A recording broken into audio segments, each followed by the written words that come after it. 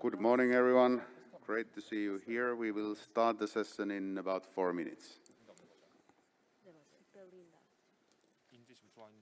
Morning.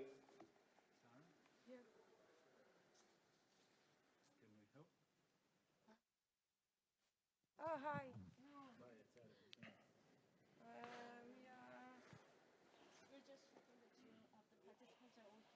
네. Do you have Inge's mobile? I can find it. It would be very 저녁에 helpful 있어요? if you can find it right now. 목재는 그거잖아요. 미니스토리잖아요. I heard you needed to. 아니 12시라 그랬어요, 저한테.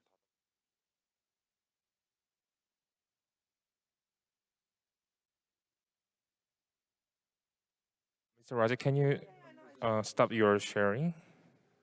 Did that get done? One of your panelists.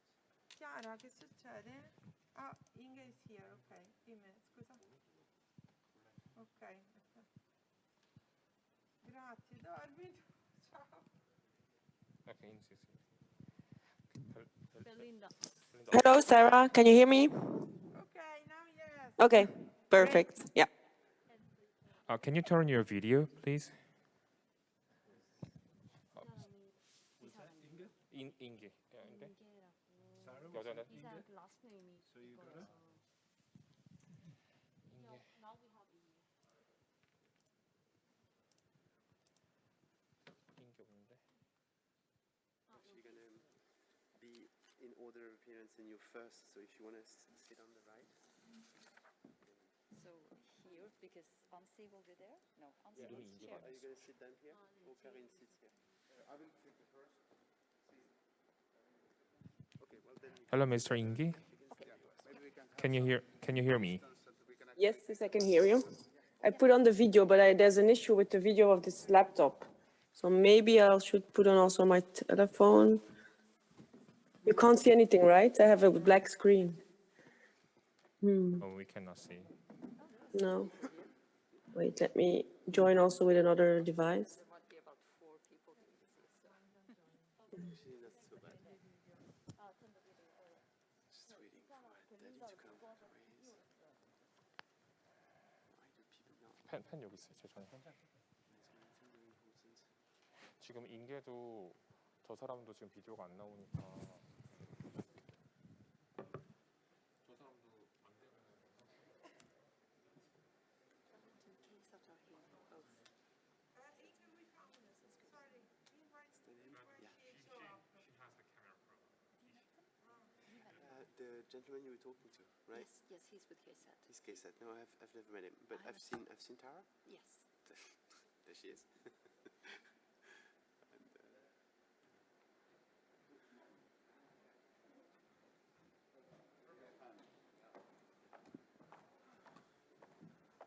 Eddie, you were speaking French, right?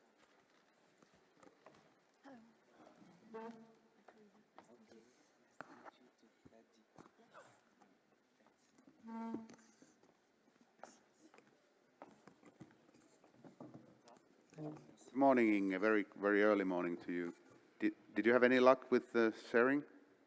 I'm connected with another device now because I see this laptop doesn't allow the video for some reason. Okay, we are about to start in 1-2 minutes. Is that fine, or should we wait for your? No, it's fine. It's fine. Please go. Okay, good. Thanks.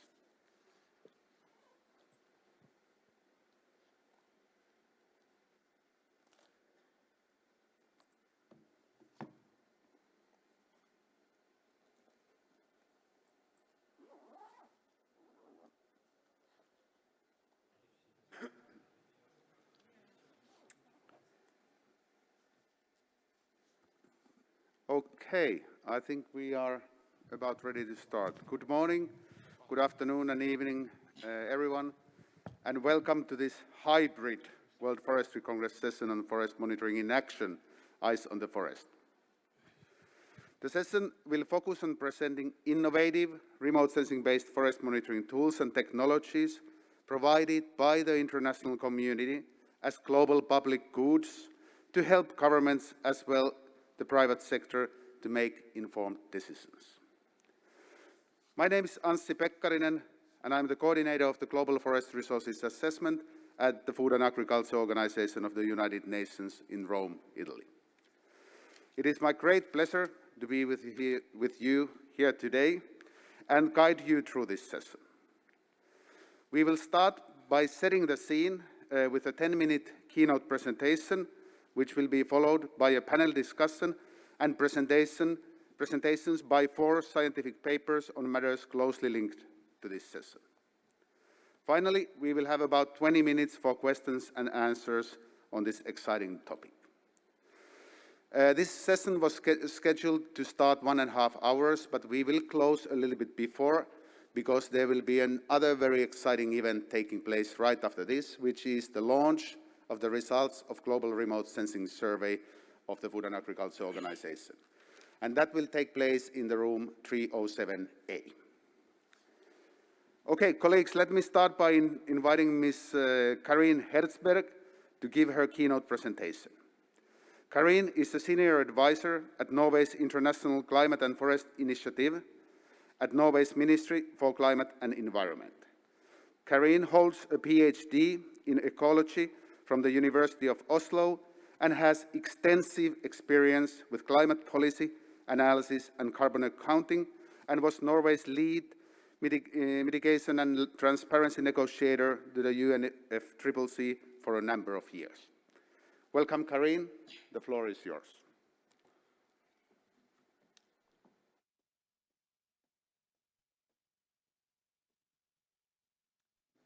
Thank you, Anssi, and thank you very much for inviting me to this session and the important topic of transparency on forest monitoring and how to use data for policy development and implementation.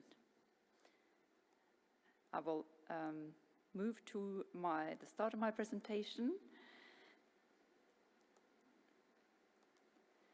There we go.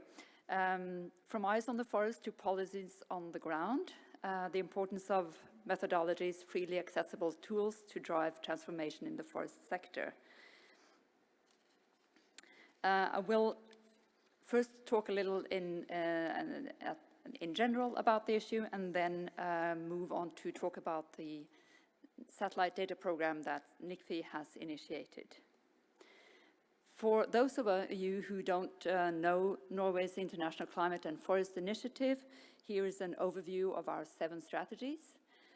The main objective of NICFI is to halt and reverse deforestation and forest degradation as part of keeping global temperature rise below 1.5 degrees.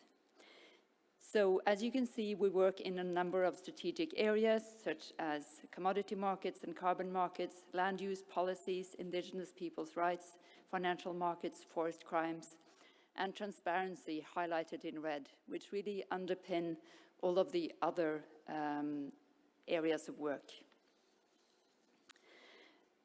With regards to forest protection and sustainable forest management, we also know that it's crucial to meet climate goals, that sustainable land use can provide large-scale emission reductions, remove and store CO2 at scale,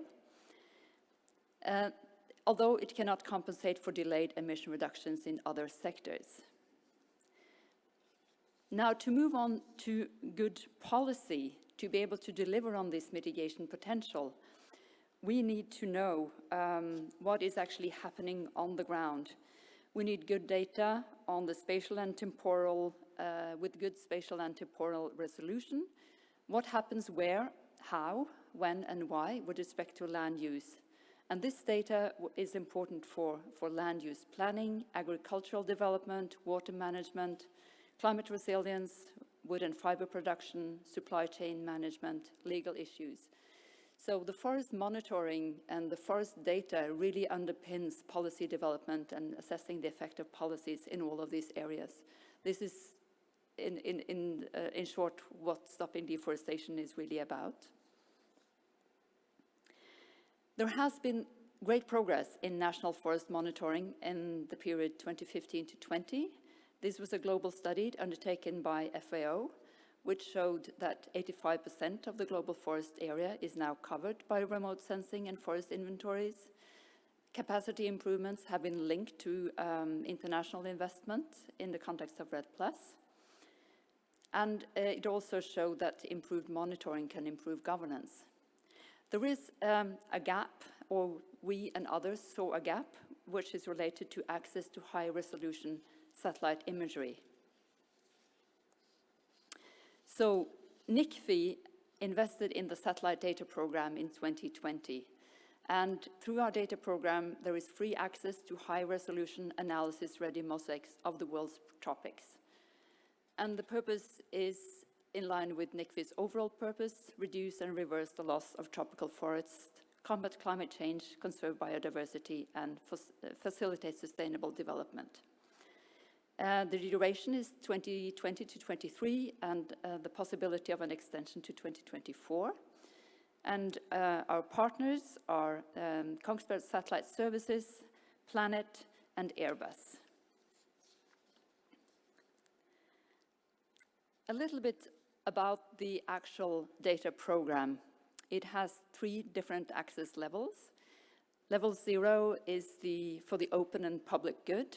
This is a view-only access, so the satellite imagery where you can track down to a resolution of 5 by 5 meters is available through channels such as Global Forest Watch.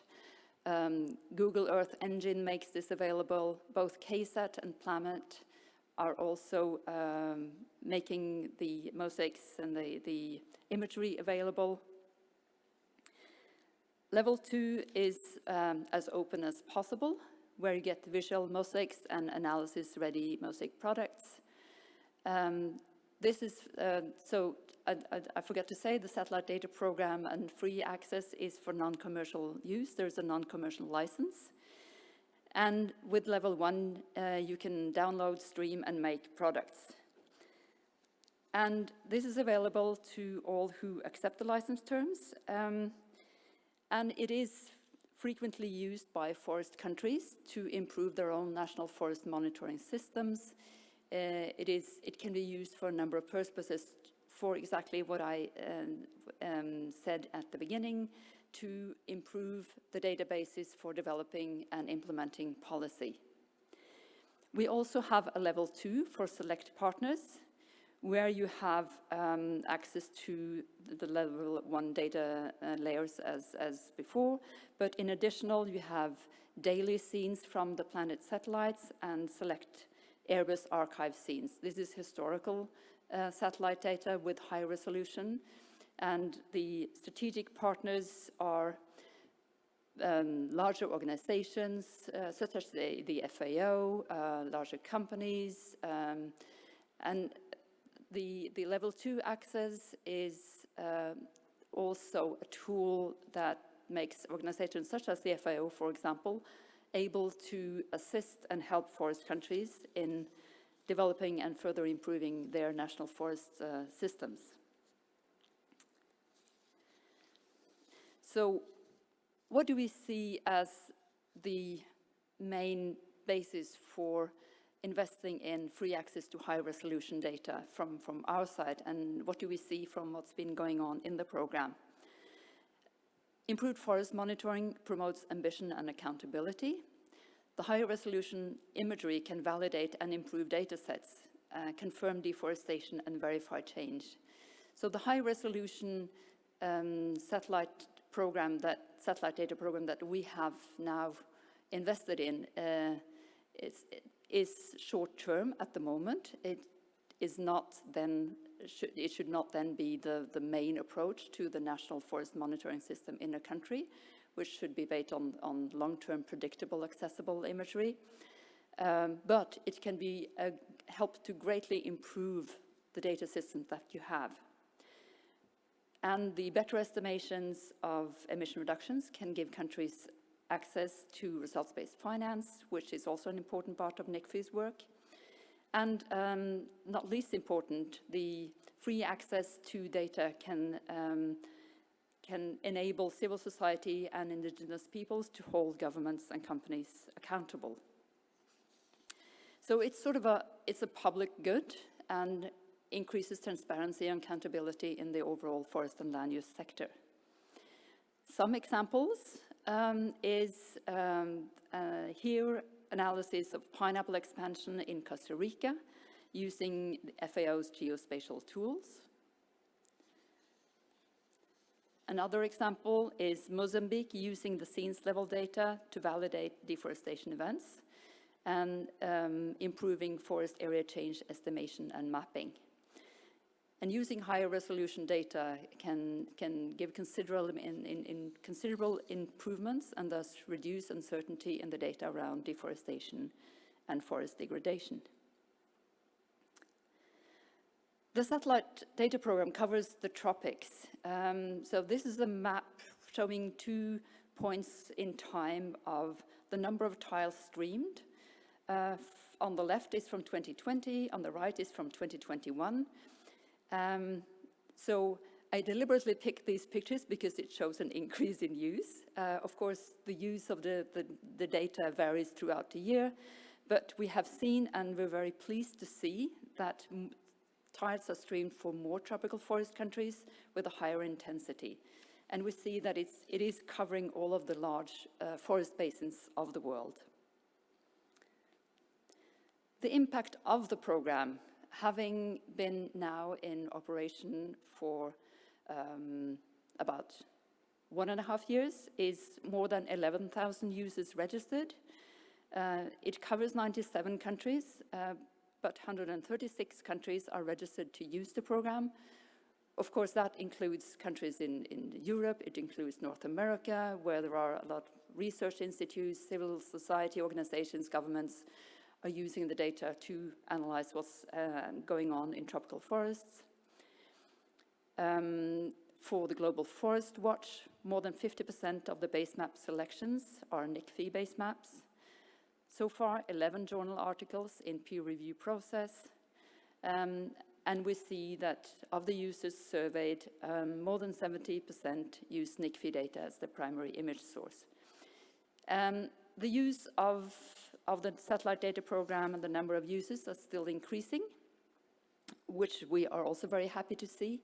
And I should also highlight that Kongsberg Satellite Service, as the project lead, together with Planet and Eris, have a support service on how to access and use the data. They hold webinars frequently. The next round of webinars will actually be in June. So we feel that we have built a system running a program that really helps forest countries in improving their forest monitoring. So moving ahead, I think the main use of the data so far has been to improve the national forest monitoring and management. And next step is how can we use this to assess the effects of policy? And also, how can it be used overall in a strategic manner to improve countries' REDD+ strategies and the climate ambitions that countries have under the Paris Agreement through enhancing their nationally determined contributions. We also see growing interest and engagement in using the data for supply chain management to verify the commitments that many companies have of deforestation-free supply chains.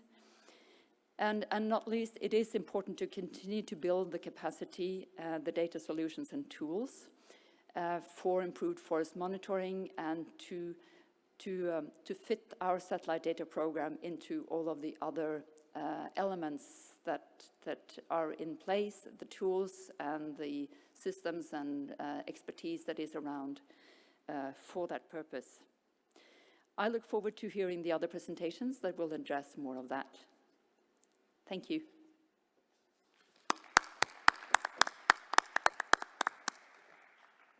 Thank you so much. Thank you so much, Karin, for your insights into the impact of forest data and information on sustainable policies and their implementation. It was also great to see that how many countries and users have actually benefited already from this new satellite data program. And as you illustrated, the key really is to understand what happens, where it happens, and when it happens. And of course, why, in the end of the day, it happens. Colleagues, I'm sure that you have a number of questions to Karin, and just wanted to remind you all that we will have a Q&A session in the end of this, or possibility Q&A possibility end of this session, and let's take the questions there.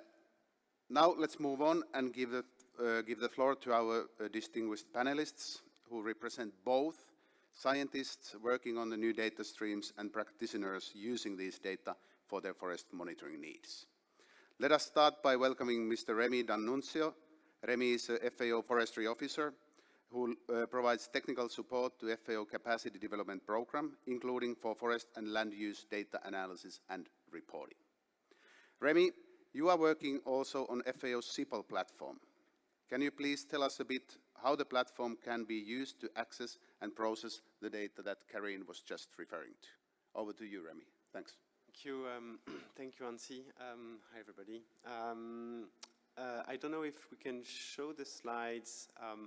So I'm going to show a couple of examples of how we use the open forest tools to use the planet data that has been made available by the NICFI program. And I would like to provide some concrete examples of what Karin has showed us earlier and how it's been applied in places and countries.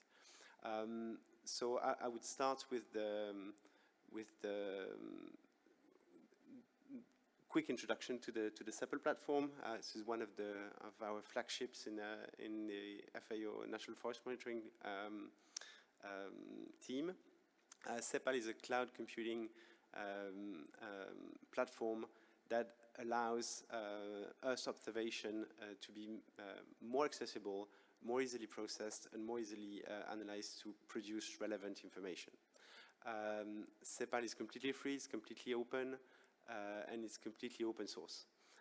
And we've used CEPL to make accessible to a large audience and a large community cloud computing processes that can be complicated to implement. In particular, we have really paid attention to making the planet data available in easy ways, and I would like to show some examples like this. So the first example we're going to see, if we can launch the video that's associated to that slide, that would be great. I don't have a, yeah, there we go. Sorry about that. No worries.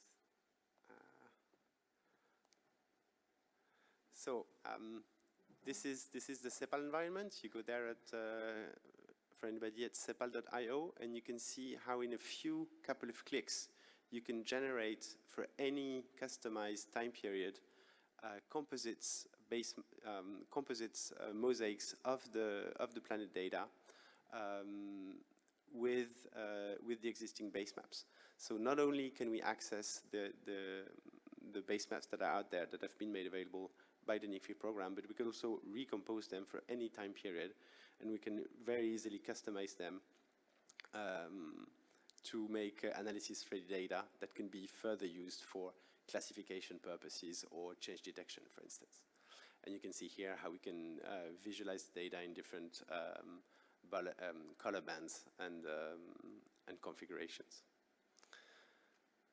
So that's really a quick example of how it's being done, and this is Uganda, but really we have used those tools to make those planet data available for analysis immediately. The second example I would like to show is that time not using the base maps but using the daily data, and how we have used this using the land radar algorithm at a global level, and how we can use the acquisitions to actually detect change, both positive and negative. And you can see, yeah, so that's a change. In red you can see deforestation and degradation, and in shades of greens you can see reforestation and regreening of places. This is a quite dynamic landscape,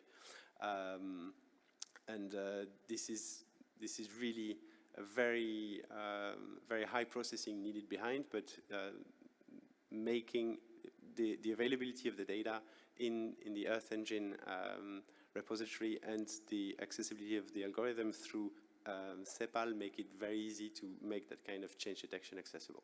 And you can see both before and after and the change that resulted. Another example is how we use the planet data to validate the change that is being otherwise measured and monitored through different sensors. This is on the left-hand side. You have a mosaic of Sentinel-1 data over Ethiopia, and we use time scans of Sentinel-1 data to monitor change through time, and then focusing on very detailed places, we can again create visual time series of the planet data to validate the change that is being detected. And that's the little animation you see in the upper hand quarter. So we have both the ability to use the planet data directly for monitoring, for change detection, but we also have the ability to use it as reference data to validate the products and to build confidence into the change that is being generated.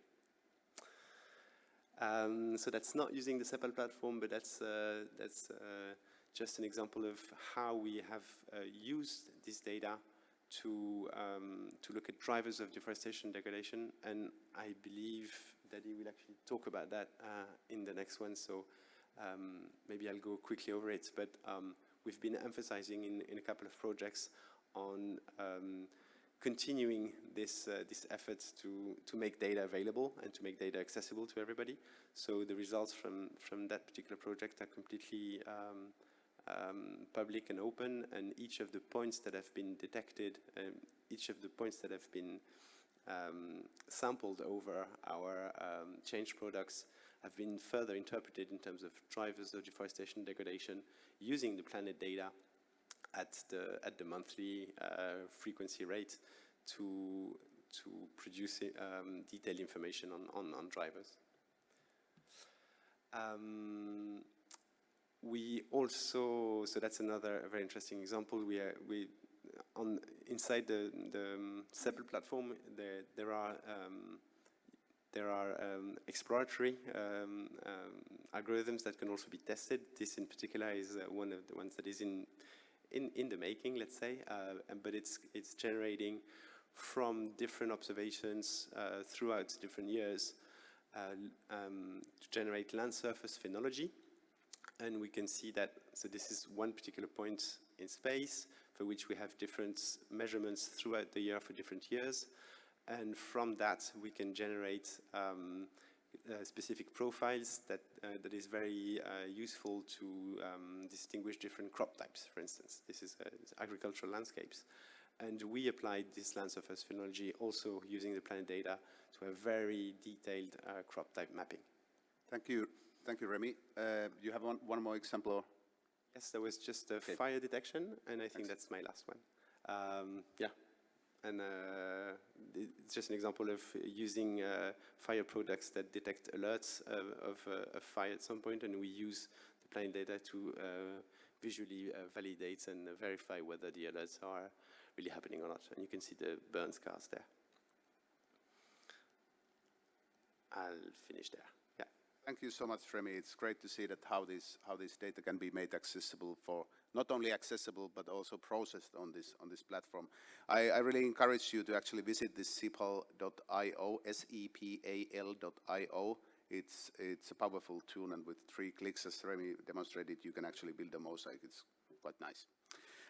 Now, Remy, you mentioned degradation, and let's now move on to a practical example of how these data can actually be used to inform us on one of the least known and most difficult component to monitor, which is degradation. It is my pleasure to welcome our next panelist, Mr. Dadi Kipyut.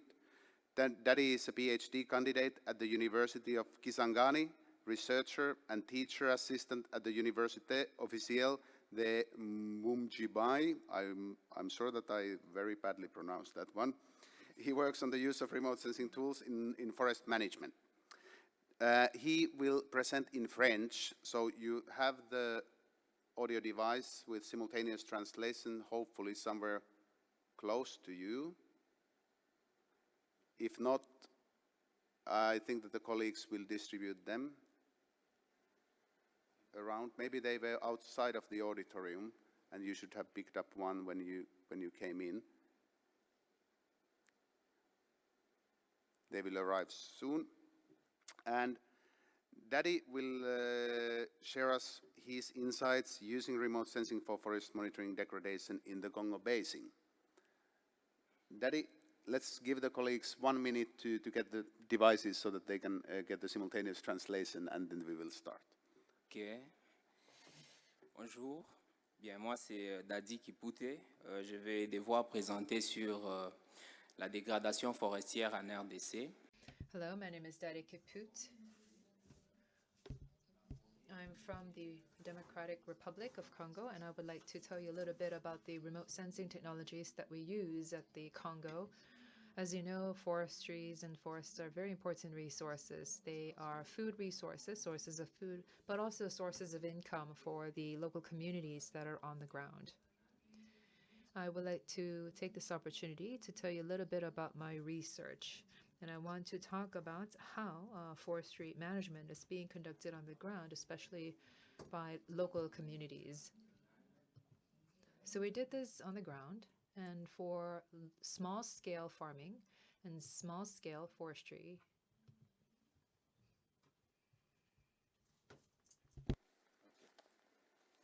Voilà, comme je disais, la forêt est vraiment... Yes, let me begin again. Again, as all you know, colleagues, forestries and forests are an important source of income and an important source of food for the majority of the local population.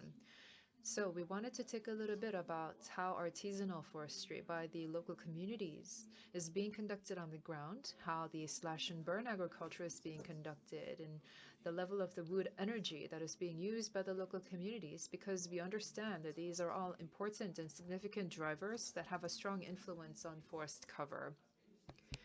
Because there are arable lands that are degraded and forests are degraded, this means that the organic materials in the forests are depleted, and this will accelerate the level of forest degradation.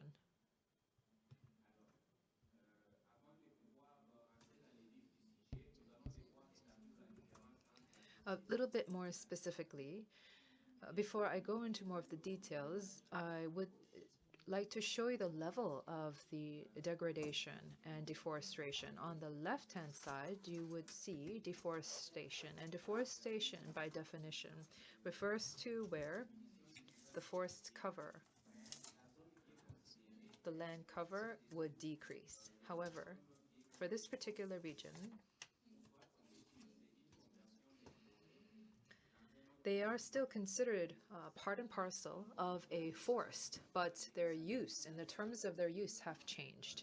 In the case of degradation, this is where the land cover, the forest cover, have either permanently or temporarily been completely wiped out. Of course, this can also be constituted as deforestation. So deforestation can come under the category of degradation. In some cases, there is reforestation or regeneration of the forests.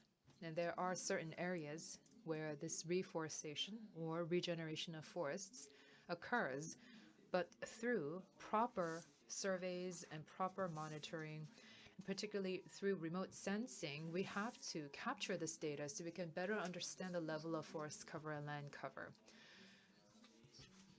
This is data dating back to 2021, and through remote sensing, we're able to understand the changes that have occurred to this particular territory and also try to understand the causes behind the deforestation and degradation levels. On the bottom, there is a link, an HTTPS link, and if you go to this link, you would understand the kinds of data that we use to conduct this analysis.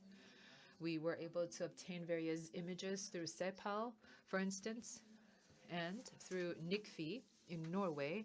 We also were able to obtain for free high-resolution scale images. By this, I mean that we were able to get resolution of 3 meters of these different planet images through NICFI to understand the level of degradation. And on the left-hand side, you would see an image to understand the kinds of monitoring activities that we do at the forest. So this isn't an image of a particular area. We are able to see the changes that have occurred through time as a time series kind of change that occurred from 2015 to 2020. And on the right-hand side, you would see different little squares of areas in the forests where they represent the causes behind certain levels of degradation. So on the third from the right-hand side on the top, you can see current levels of degradation that is ongoing, present day.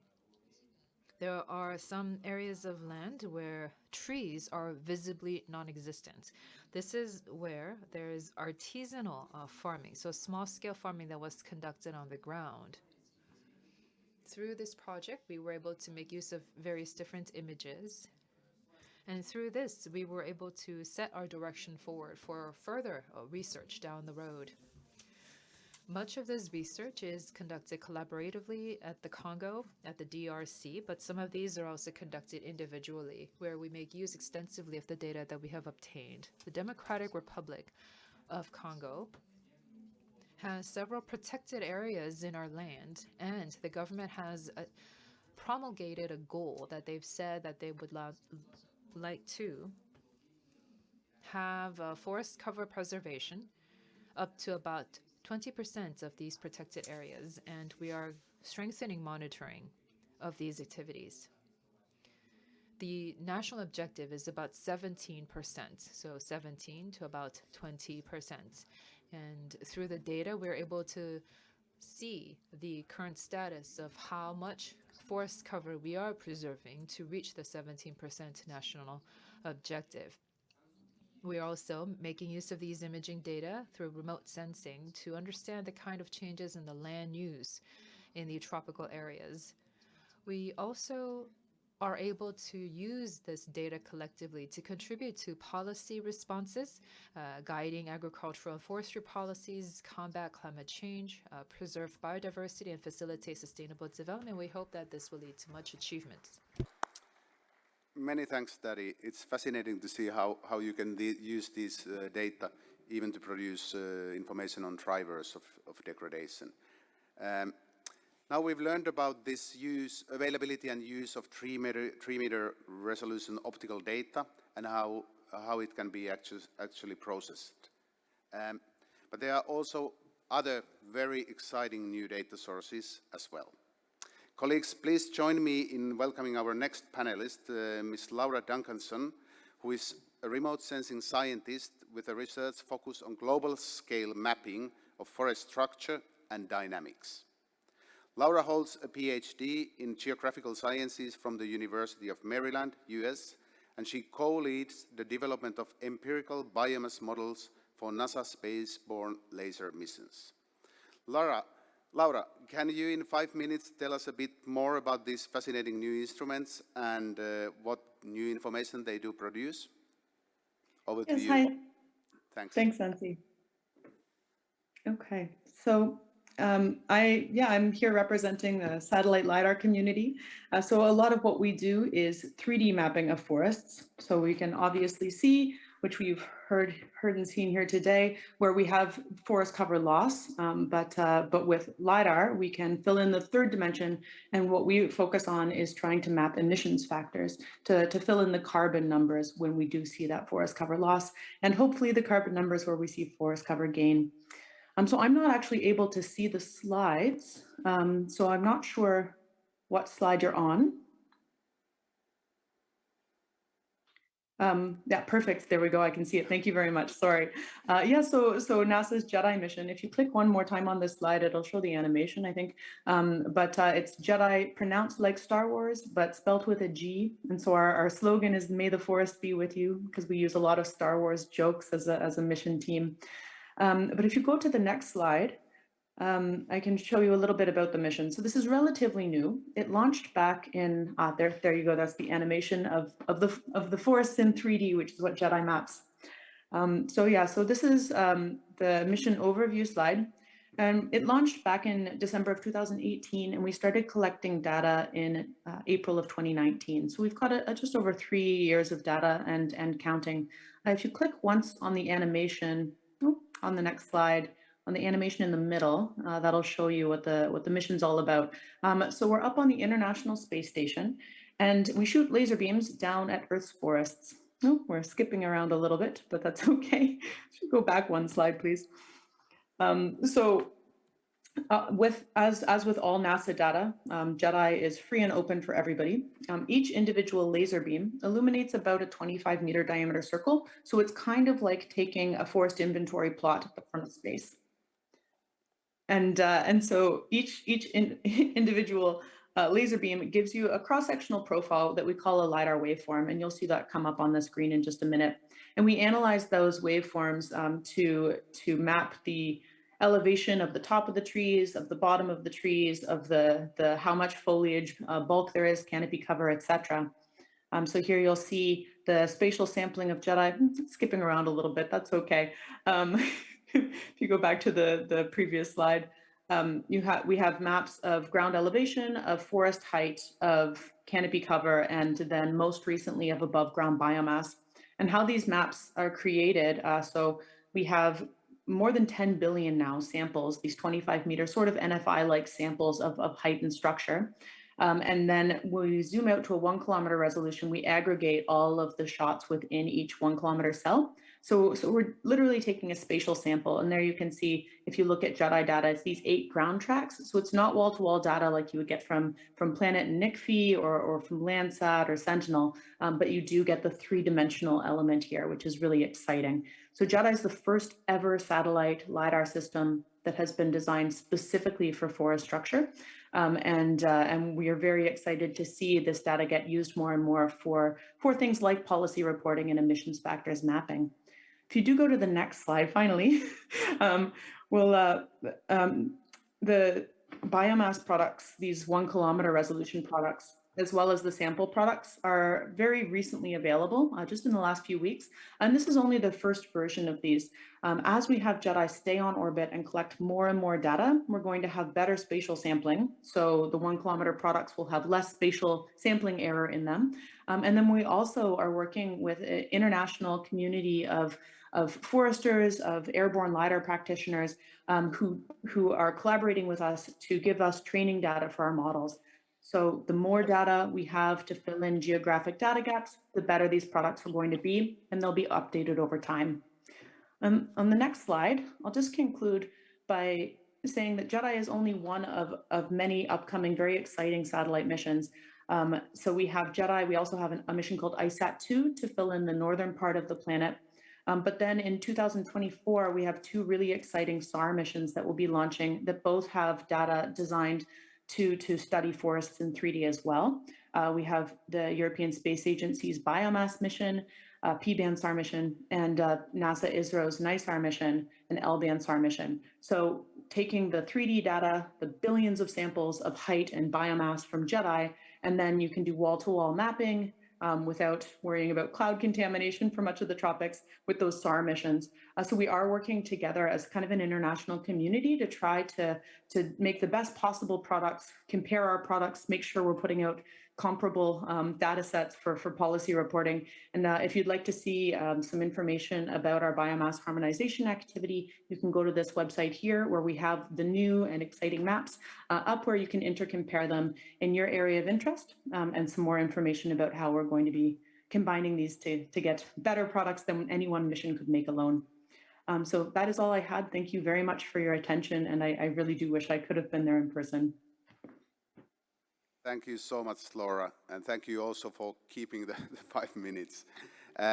These are wonderful insights, and this is really exciting technology that produces new type of information, and it's having the estimate for vegetation height is certainly makes huge contribution to the above ground biomass estimates and so on and so forth. And it's also great to hear that, you know, at least there is some hope that this kind of data will continue being available in the future. That's fantastic. Let's come back to this later, but now I would like to welcome our final panelist, who is Ms. Belinda Margono from Indonesia. Belinda is the Director of Inventory and Forest Resources Monitoring at the DG of Planning of Forest and Environment Government, Ministry of Environment and Forestry of Indonesia. She also holds a PhD in Geographical Sciences from the University of Maryland. Belinda, in 2021, Indonesia reported the lowest deforestation figure ever achieved. How was that trend measured and observed, and how do you think these new technologies could contribute to measuring of deforestation in the future? Belinda, do we have you online? Good morning, everyone. Please allow me to introduce myself. My name is Belinda Margono from the Ministry of Environment and Forestry of Indonesia. I would like to share our experience by using the remote sensing data and remote sensing technology to monitor our forests. How the deforestation is measured and observed by using remote sensing data in Indonesia. As we can see from the flowchart here, actually the monitoring system established in Indonesia is not only run by one institution, but some of institutions actually work together. A couple of institutions work together to run the monitoring system exists in Indonesia. We can see from the blue one here, the blue is actually in the left side, is actually the institution that focus on providing the remote sensing data, specifically Landsat, that is the data we use for our monitoring purposes. And then in the middle and also the right side, there are the green one, the brown one, the purple and the light blue is actually the Ministry of Environment and Forestry, but consists of the headquarter offices in Jakarta and also the regional offices all around Indonesia. And the orange one is actually the BIG institution that in charge for the spatial data set in Indonesia. Using the system, we actually established the land cover of Indonesia, consists of 23 classes. Why 23 classes? Because actually that is the classes that we need to do some management, forest management in Indonesia. In the 23 classes, actually there are 7 classes of forest, consists of 6 natural forests and also 1 man-made forest. By using these classes, we can establish the land cover of Indonesia.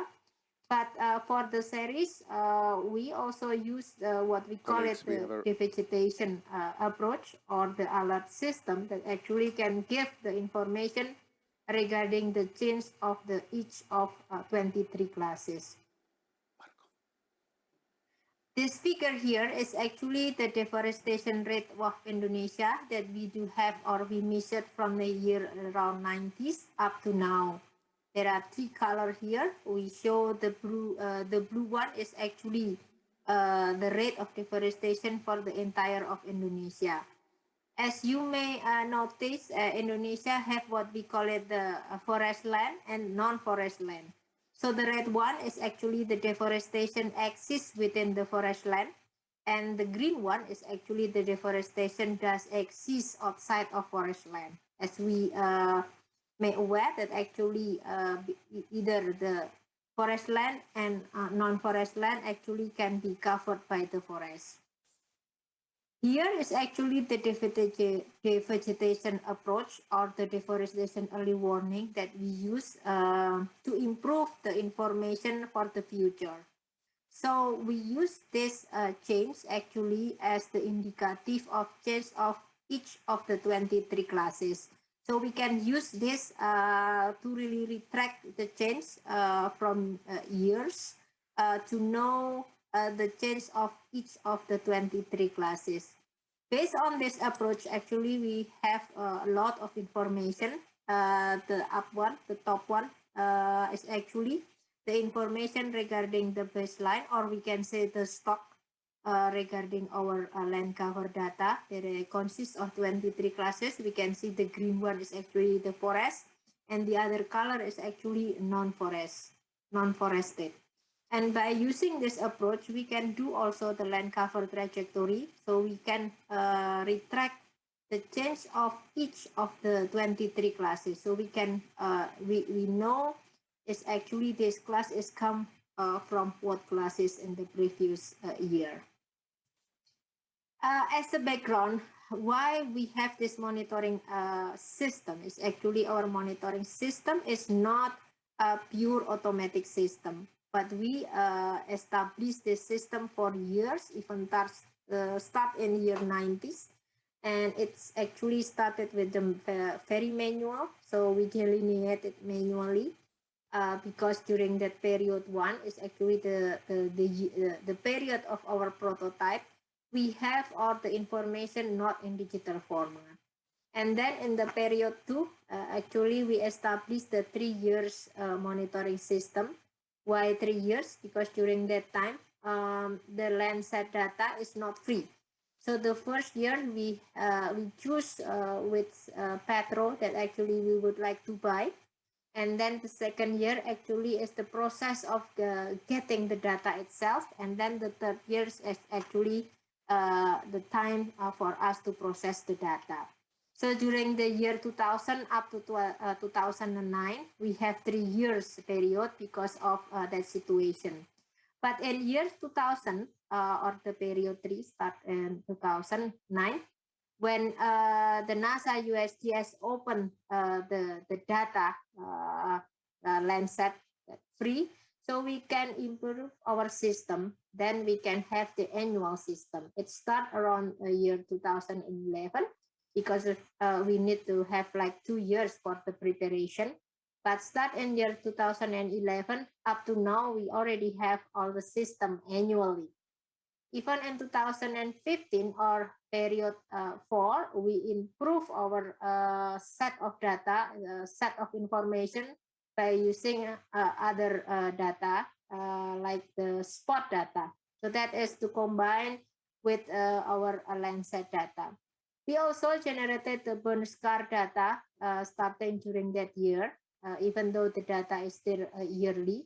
But start in year 2017, or we already in the period 5, we have the burn scar is not only yearly, but even the monthly. That is actually to really the monitor the forest fire in Indonesia. And then period 6, that is also the start of why when we use the devegetation approach. So we start combining our visual manual interpretation with the semi-automatic or even close to the automatic system. So we can generate the change by the devegetation approach. This is actually the land cover change of Indonesia from the period of year 90 to 2020. We can see it here. The change we can detect. Actually, this is the 23 classes, but we group it only into 2 classes, the forest and non-forest land. By this, you can see how the change mostly around year 90. And actually, we improve also our information by providing the accuracy assessment of each of the data set. With this, I would like to end my presentation. I hope you guys enjoy this presentation. Thank you very much.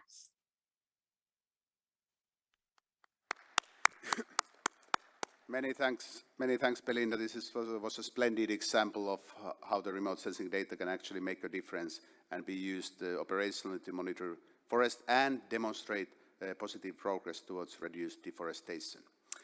Colleagues, we have now learned about these new data sources and how they can and are being used to monitor forest, to produce information on deforestation and forest degradation. Now, before our questions and answers session, we will still have a chance to learn about the latest scientific advancement from 4 distinguished speakers. Let us start by welcoming Ms. Inge Jonghair to present the paper Issues and Good Practices in Sample-Based Area Estimation. Inge works for the Food and Agriculture Organization of the United Nations and is the thematic lead on remote sensing. She holds a PhD in remote sensing and Earth observation for climate change and is IPCC lead author for several reports. Inge, the screen is yours. The next 5 minutes are yours. Thanks. Thank you very much, Ansi. So I hope you can hear me. First of all, very nice to see you all. Unfortunately, I cannot be there in person, but very happy to guide you to this 5-minute talk on the forest monitoring. So we've seen in these examples already how nice it is and how needed it is to have activity data, as we call it. So data on deforestation, degradation, and the other land use changes. Because after all, we're talking about trying to put really figures on the emissions and where we have those land use changes. So this slide shows that the white paper is a joint initiative actually in the Global Forest Observation Initiative. And there's one of the big pillars is capacity building, as we have seen and as we have heard through presentations. So it's very crucial to guide countries with the latest technologies how to do this. So we've seen a CPAL example, we've seen a nice example of Indonesia. So basically, through the work FAO is doing in the countries, we've seen it was a really need to have guidance on this. So together with Silva Carbon, which is a program of USFS, FAO is a lead in the capacity building. And so we came up with a white paper, it was a study financed by the World Bank in order to tackle the topics on this. So the white paper has 4 topics. The first is a general design of the monitoring systems, the sampling design, response design, and QA/QC. So basically the objective of this paper, which finally came out in 100 pages guidance for countries and practitioners, is really to highlight the key issues that countries have experienced with implementing sample-based area estimation. The reason to do this is that we see more and more in the reporting, also to the UNFCCC, that a lot of countries use these sample-based area estimation. So they use a method in order to relieve the forest statistics based on sample-based area estimation, so not using the wall-to-wall. So the idea was also to consolidate all the existing know-how and techniques available to respond, because as everybody knows, the countries have to respond to the BRs, BURs, and also the GHG inventory, to propose new good practices and also to have opportunities for research and development. Next slide.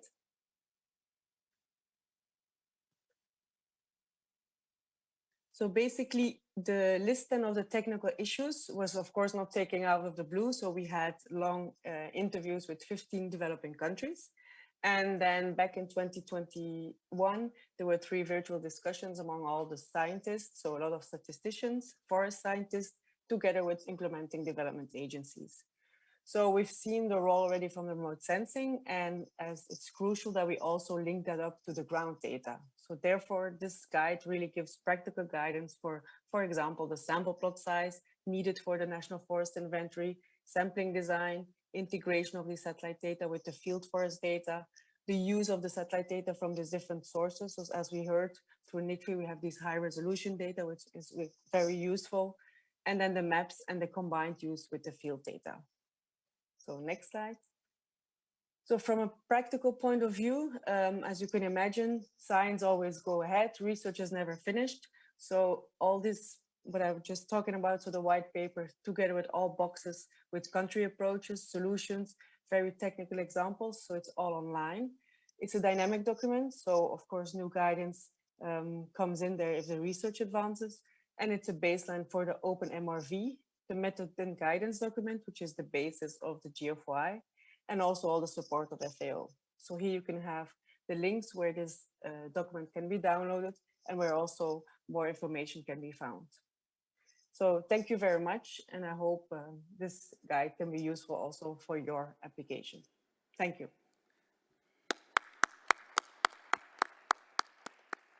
Thank you so much, Inge. It's great to see the collaboration behind this guidance and the fact that it will help the practitioners to decide the elements that they need to use in their sample-based designs. Now, colleagues, I have the pleasure to welcome our next presentation on improved methodological approaches to estimate deforestation rates in Mexico by Osvaldo Carrillo. Osvaldo is a Latin America silver carbon greenhouse gas expert in statistical estimation. He has master's degree in applied statistics and more than 10 years of experience in the field of MRV of greenhouse gas emissions in the forestry sector. Osvaldo is also an active member of the UNFCCC roster of experts and the former head of the conifer MRV system. Osvaldo, the screen is yours. Thank you so much. And could you share the screen, please? my presentation? Okay, great. So, good morning, good evening, and good afternoon. And well, it is my pleasure to be here and be part of this session. Today, I would like to share the presentation related to improved methodological approach to estimate deforestation rates in Mexico. This work was done by the National Forestry Commission of Mexico, and in particular, this paper was submitted by Armando Alanis from CONAFOR, and I had the opportunity to share the presentation today. So as part, next please.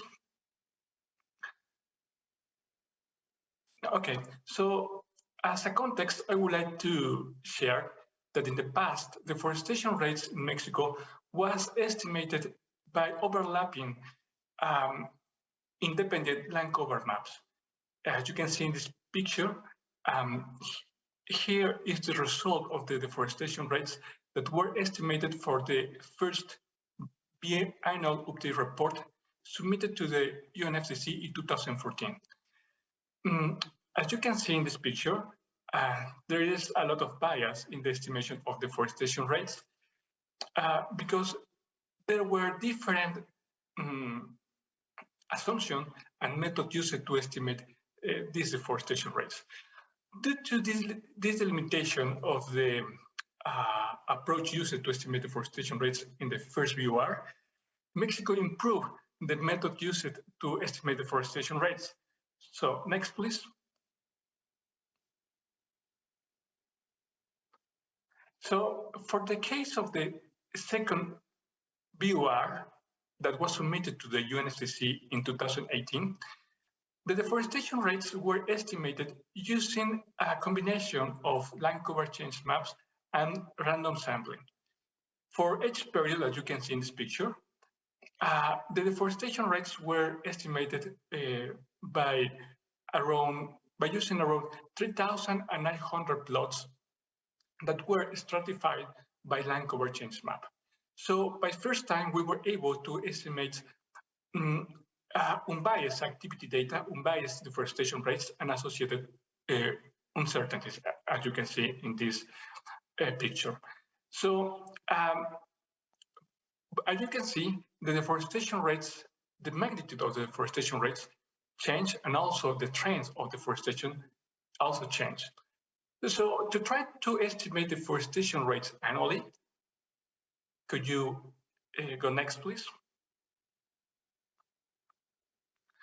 So Mexico estimate deforestation rates using a systematic sample that were allocated around the whole country.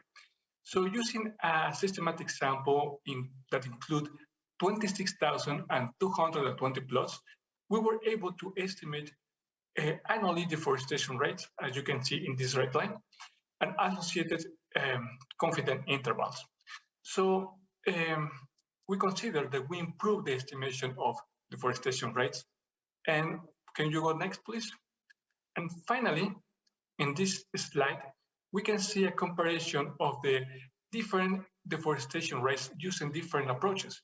In red line, you can see the deforestation rates that we obtained by overlapping independent land cover maps. Then in purple line, you can see the deforestation rate that we obtained for the when we combine land cover change maps and stratified random sampling. And finally, in red line, you can see the annual deforestation rate that we obtain when we use a systematic sample. So we consider that we are in the line to improve the estimation of deforestation rates. Of course, we still need to try to reduce the confidence intervals, but we are we consider that we have done important progress. So next one, please. Thank you. And well, thank you for your attention. Many thanks, Osvaldo. It was good to see a practical example of evolving national system with continuous improvement. Now we have heard a number of presentations from using optical remote sensing data to LiDAR, and an example how the JEDI data can serve research. And our next speaker is Mr. Rachit Gupta, who received his master degree in environmental science from the Central University of Haryana, India. And he is currently in the final stage of his PhD in environmental science from the Central University of Rajasthan, India. Welcome, Rachit. The screen is yours. Thank you so much. And you have 5 minutes. Thank you. Okay, sir. Please share my screen. It's on screen. I can't see my presentation.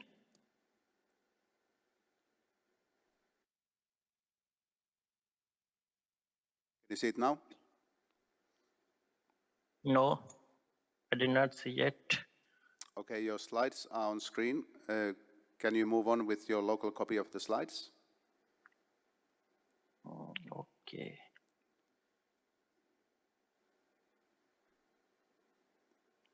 Okay, I get it, sir. Hello everyone, this is Rajit Gupta.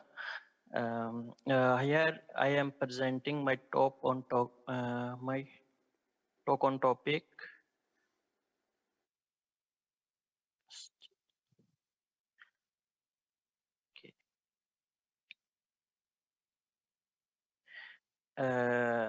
Full waveform LiDAR JEDI data in deciduous forest growth variable estimation and modeling. As Laura already mentioned some introductory part about JEDI data, and now I am dealing with the how JEDI data will be processed, and then we can use it for forest very different forest growth variable estimation through machine learning approach. Next, please. So our study site is the Surpaneshwar Wildlife Sanctuary in the southern part of Gujarat state of India. So we have taken JEDI data for this site, and we have adopted this methodology for this study. We have taken the JEDI data and calculated its relative height matrices RH95, and also we have taken Landsat 8 data and then ancillary data. We have taken to vegetative indices from Landsat 8 data and dam slope aspect and forest and non-forest mask from LOS Pulsar 2 data. Then various methods are applied, like resample. We have resampled the data to 30 meter. That data cleaning and null values were omitted. Then data were split into train and test with a ratio of 80:20. Then data was cleaned and scaled. Then we applied the random forest machine learning approach. Then the training accuracy were determined, and also variable importance were also assessed.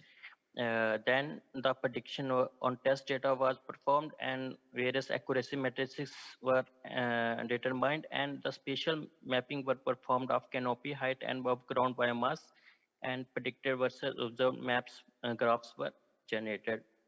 So these are the some processed graphs of JEDI data, like waveforms, and figure 4 shows the elevation and canopy profile of the tree species along the Surpaneshwar Wildlife Sanctuary. Next, please. So in result section, we have the accuracy and predicted importance. In accuracy, we have the RMSE value. It shows the variation of RMSE with figure A shows the RMSE variation with hyperparameter M-trie. M-trie is the hyperparameter in the random forest model. So figure B shows the relative importance of different predictor variable we have used. We have seen that RH95, which is the JEDI matrix, it has high importance in the prediction of canopy height, and then other predictor have slightly lower importance. And these in figure 6, we have the canopy height and above ground biomass spatial maps generated from JEDI data. And then we have used this equation 1 for the calculation of above ground biomass from canopy height. Actually, when this study was conducted, we have not the above biomass product of JEDI data. Now the JEDI data also gives the biomass product. So we can use the biomass JEDI 04A product for the calculation of biomass, above ground biomass. And these are the some matrices obtained for the validation phase. And these are the graphs for predicted versus observed. And this shows the R square values. In canopy height, we have R square of 0.39, and for above ground biomass, we have the R square of 0.32, which is slightly low. What it is very significant, what is very important, because for such type of data, space one JEDI data, which is partially distributed, so it is very important, and further studies required. So thank you so much. Many thanks, Rachit. It's really impressive how much better the JEDI-derived predictor was actually in estimating the canopy height and above ground biomass. Colleagues, we have our final speaker in line, and he is Mr. Kristina Tiburan, who is a professor at the Institute of Renewable Natural Resources, College of Forestry and Natural Resources, University of the Philippines, Los Banos. His field of expertise is mainly on geographical information systems, remote sensing, and environmental modeling. Christina's presentation will take from measuring past to mapping future, forecasting the future with the type of geospatial products we have seen in the previous presentations. Welcome, Christina. The floor is yours. Good morning, everyone.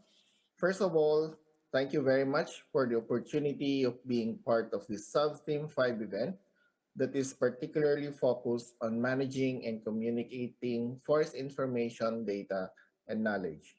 The title of my presentation is Modeling Future Scenarios of Forest Cover in Selected Watersheds in the Philippines.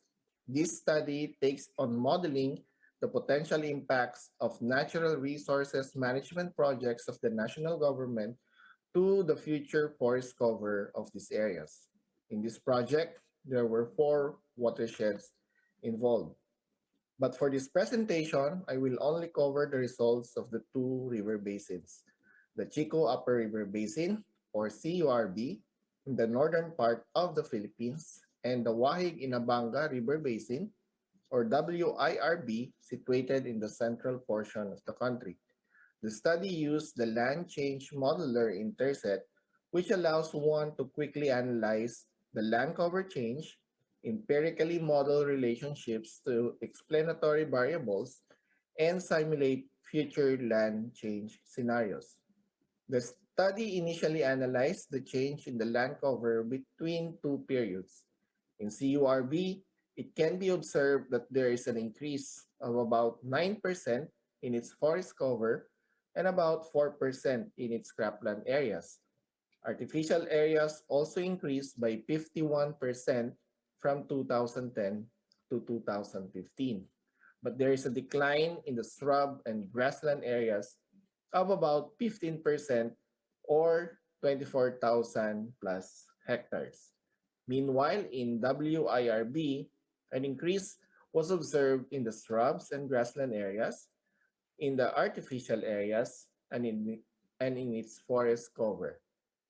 Cropland, on the other hand, decreased by about 14% or an equivalent of about 6,800 plus hectares. To generate the scenarios for the forest cover in the future, the transition potential maps are to be modeled first. These maps provide the probability of a given land cover to transition into another land cover in the future. 9 explanatory variables were utilized as inputs to aid in the derivation of the transition potential maps of these areas.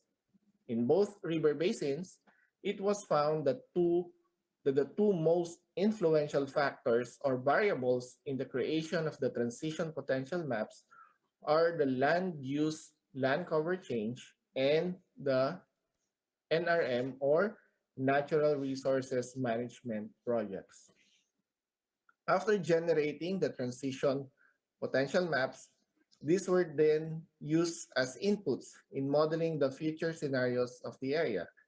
There are two outputs of this analysis, and these are the hard prediction map and the soft prediction map. The soft prediction yields a map of vulnerability or potential to change, while the hard prediction produces a single realization based on the competitive land allocation, such as the 2025 map or the 2035 map.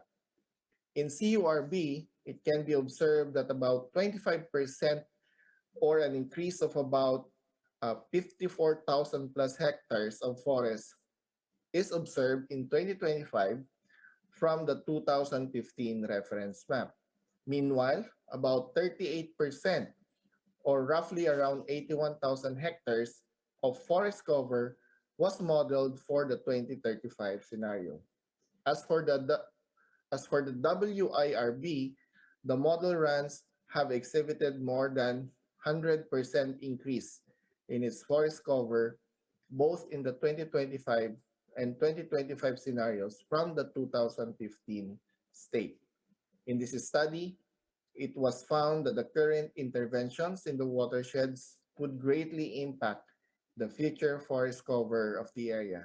Hence, I hope this study has provided us some insights that with the continued efforts in promoting appropriate NRM interventions in our watersheds or river basins, there's a big chance that we can succeed in our goal to restore our degraded forest ecosystems. We just need to sustain these gains and continue to be effective in our decision making. With that, thank you very much and good morning. Thank you so much, Christina. It was great I think that it was a great conclusion to the presentation showing that how these data that are being derived can actually be used to model the future and guide the decision making. Okay, colleagues, I would now like to open the floor for questions. We have roughly 10 minutes, so we have time for three to four questions or so.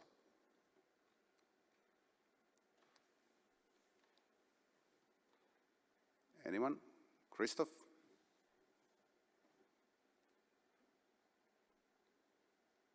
Thank you very much. Christoph Klein from Germany, Göttingen University.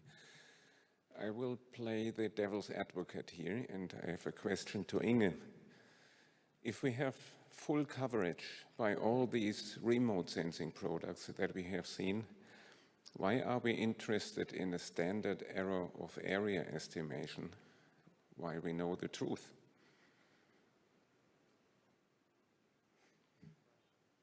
Thank you, Christoph. Inge, you are with us? Yeah, I'm with you. Thanks very much for this question. Unfortunately, we only have 10 minutes because I think we could discuss this for hours. So, so of course, this is a remote sensing towards field data discussion. And as we have seen in a lot of these reports, as we have also heard from different countries, there's a whole idea of also uncertainties because we need it, because we're talking about activity data. We're talking about submissions to the UNFCCC. So we know that the satellite data sees a lot, but what's the truth? The truth is also that we're looking for the statistics of this data. And I think it's a good day because FRA will also release the state of the forest with this. So I think, at least from all what we've seen in the remote sensing community, we really need field data to always calibrate and validate what's going on with the satellite data. Satellite data alone will not do the whole work. So you really always have to come back to the national forest inventories and to the field data. And I think that's also the big role FAO has been playing also in the past by linking this to these new data. So also, for example, with the JEDI, it's a very nice addition to what we have on the ground.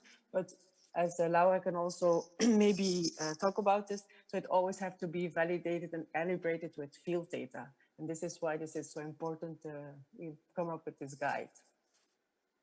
I don't know if that. Thank you, Inge. Yeah. I see thumbs up from Christoph, so he's happy with the reply. Any other questions from the audience? Yes, we have another. Sarah Goking from the U.S. Forest Service, and based on Inga's question, but this could be a question for anyone on the panel, she mentioned the importance of ground data, and so I'm wondering if there were any challenges that you found in using ground data, and specifically if you have suggestions for how the data, the collection or the analysis could be improved, or given that there are new platforms and types of data, if there are techniques that you had to develop that were that presented unique challenges. Thank you, Sarah. I think that could be something for Laura, as she mentioned the importance of field inventory data. Sure, happy to take that one. Thanks very much. Yeah, so for JEDI, I can mostly speak for biomass. Of course, we're never directly measuring biomass from space. We're measuring structural proxies for biomass, and to translate those waveforms into biomass, we need the field component. We need the actual field observations of structure and the field estimates of biomass. So we have had a lot of trouble trying to collate global field data sets that are sort of JEDI appropriate, but I would say appropriate for calibration and validation of any satellite biomass product. So we do have a relatively new initiative called GeoTrees, which is trying to promote the sort of consistent collection of reference data for biomass in particular.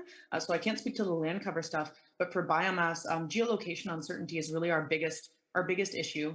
If you even just get like half of the tree crown in or outside of a plot, it can cause really big uncertainties in our own algorithms, and then of course in the validation. And so I would say large field plots are kind of our recommendation globally for biomass, CalVal, as well as precise geolocation as possible. And then of course, transparency in the data sets. A lot of those field data, as you all know, are expensive and difficult to come by.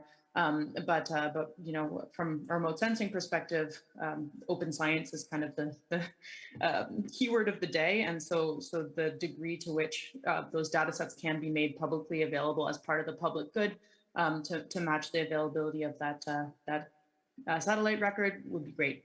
Of course, they need sustainable resourcing as well. So there's a lot of issues there, but yeah, large plots, well geolocated and publicly available. Thank you, Laura. Any other questions we have from the audience? There's a gentleman over there. 네, 안녕하세요. Yes, hello. I would like to ask a question. Translation. Please go ahead. 대한민국은 좀 So the Republic of Korea, from May 2nd, we no longer will have to wear masks outdoors. And at this international conference, you can see that, as was mentioned, you can see that we still have these hybrid conferences. But I believe that, we haven't been able to resolve the COVID issue still amongst the G20 countries, but we're hosting this conference both offline and online. So I would like to understand what are the other countries, how the other countries think about the COVID-19 pandemic and prevention measures? Should we continue on with it? Thank you, sir. That was certainly a very good question, but I think that it's a bit outside of the scope of the session that we have here, that we focus on the remote sensing. The situation, of course, is serious, and it has been serious for the last 2 years, and we just, of course, all are trying to do our best to cope with it. Let's be careful out there. Any other questions from the audience? If not, I would like to ask one from Karine. Now that you have heard Remi's and Daddy's examples of how they serve and use the high-resolution data, does that resonate with the original objective that you had in mind when launching this NICFI data program? Thank you, Anssi, and thanks for all the great presentations. Yes, it certainly resonates, and I think some elements of that is that we see very different applications of use or applications for different purposes, whether it's for forest degradation monitoring and other uses. I think that's very encouraging, and it's very much in line with what we intended with the program, that free access can facilitate a number of uses with direct relevance for policy. And I think another aspect that's come out very clearly is the importance of open science, of freely accessible data, not just through the satellite program, but also through SEPA, through the NASA JEDI program, and how we need to continue this discussion on providing data access as a public good. Thanks. Thanks, Christine. Happy to hear that. We have one more question from the audience, and that is where we need to end. Hi, Yancy and the rest of the panel. Thank you for such an amazing presentation. My name is Mila Alvarez with the U.S. Forest Service Forest Inventory and Analysis Program. My question is related to what are the efforts that FRA or any other institutions that you might be aware of is doing in the uses of remote sensing in those metrics, forest metrics, that might not be the low-hanging fruit to measure and estimate, such as biodiversity, underground cover, what might be the political implications of having advanced with technology in certain measurement of metrics, and at the same time, others that are not so well perceived from the space might not have that same level of information worldwide, especially with biodiversity, and is there any efforts that you could speak to about how to compensate that within the policy arena? Thank you.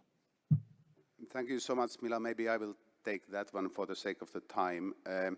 What I can inform you about is that the Food and Agriculture Organization has worked very intensively with the countries, for example, to better report on primary forests in the future.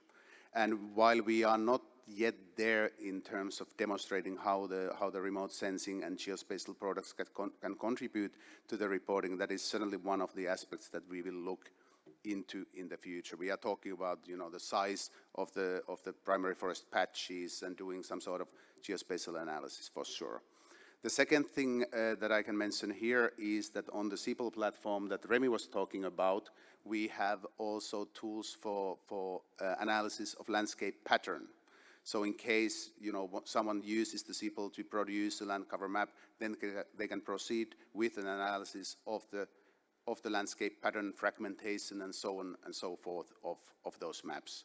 So certainly we are going to that direction, and I hope that these new very high resolution instruments and also the LiDAR will contribute to that sort of work in the future. With this, colleagues, I think that it's time to close the session. As I mentioned, we will have the remote sensing survey event in 5 minutes in room 307A.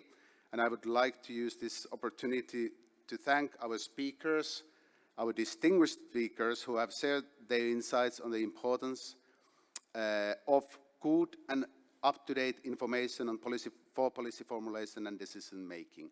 And I would like to also thank all our attendees who have joined us in presence or online and participated in sharing their comments and ideas. And please remember that you will find the details of all our presenters today at the World Forestry Congress website, and you can approach them with your questions, thoughts, and ideas also afterwards. Talking about sharing and sharing your ideas, let me just emphasize one thing before we close. That sharing really is fundamental for advancing science and moving towards a more sustainable future. We have all seen how the sharing of Earth observation data by NASA, by European Space Agency and others have boosted the science, and we have seen how the sharing of code, algorithms and models have helped the colleagues to develop new methodologies and to analyze their data. Sharing does not make only the latest scientific advancements available to everyone, but it increases transparency and the transparency creates trust. By sharing your insights today, we have all contributed to that process, and I hope that you will continue sharing your insights also in the future through different platforms. Thank you all. Stay safe and have a great rest of the week, and I hope to see you soon in the room 307A. Thank you.